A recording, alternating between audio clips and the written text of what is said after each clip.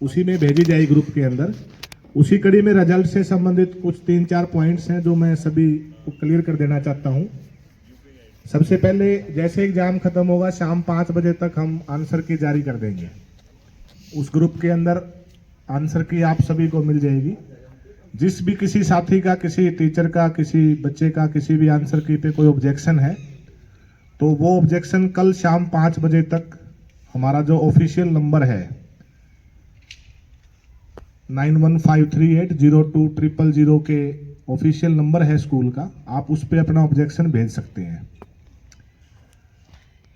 उस ऑब्जेक्शन पे बिल्कुल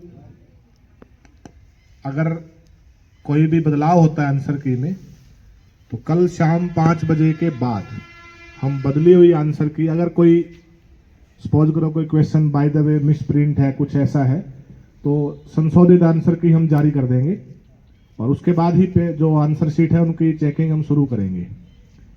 दूसरा, जहां तक देखो ऐसी प्रतियोगिताओं में निष्पक्षता सबसे जरूरी पहलू है।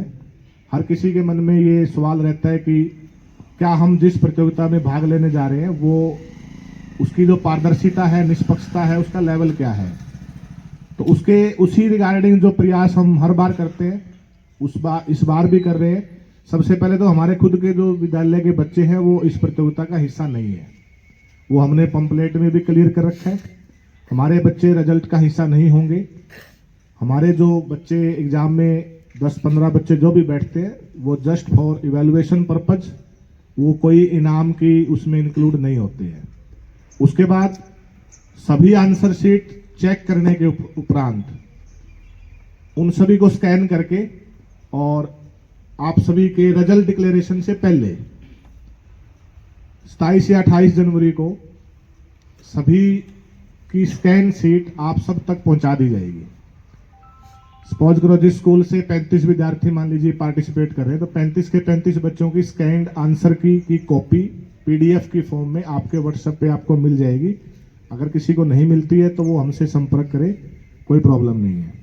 उसके बाद अगर किसी का ऑब्जेक्शन है, कई बार मैनुअली चेकिंग में ह्यूमन एरर भी पॉसिबल है, तो वो हमसे संपर्क करके बता सकते हैं कि सर ये इसमें मिस्टेक है, ताकि रिजल्ट डिक्लेयर करते हुए कोई शंका न बचे।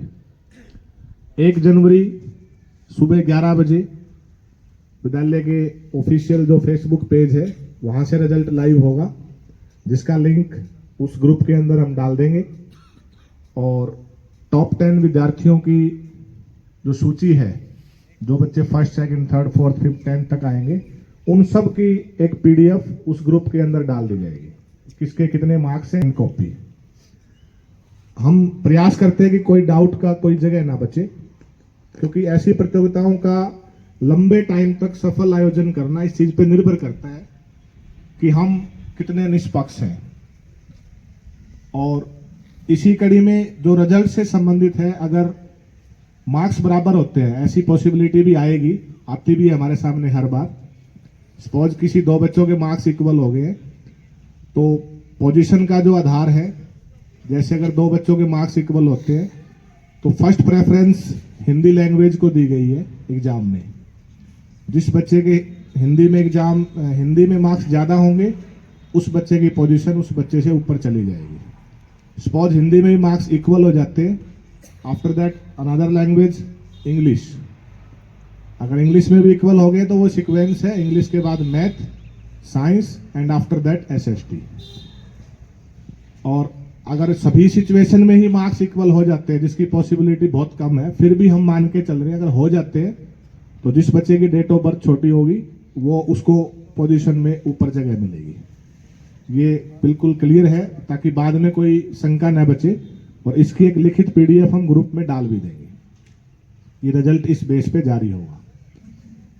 कोई भी मतलब 2 बच्चे एक पोजीशन पे या 2 पोजीशन को एक बच्चे मतलब वो नहीं करेंगे, एक पोजीशन एक ही बच्चा होगा, उसका आधार बना दिया गया है। तो ये हमारी तरफ से सभी रिजल्ट से संबंधित है। अगर किसी भी साथी की कोई भी क्वेरी हो तो वो हमसे पूछ सकता है कि सर इस विषय पे हमें क्या करना है।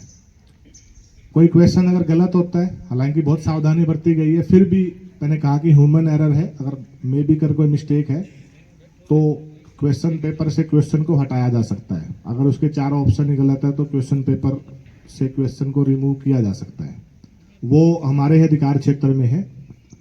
इसके अलावा अगर किसी भी साथी का कोई भी ऑब्जेक्शन रहता है तो वो बिल्कुल बताएं।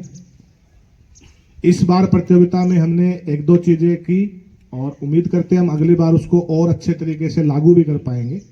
जैसे हमने 15 दिसंबर को रजिस्ट्रेशन का टाइम दिया था और बार बार हमने रिमाइंडर भी डाले थे कि 15 दिसंबर को शाम के 7 बजे के बाद हम रजिस्ट्रेशन नहीं कर पाएंगे।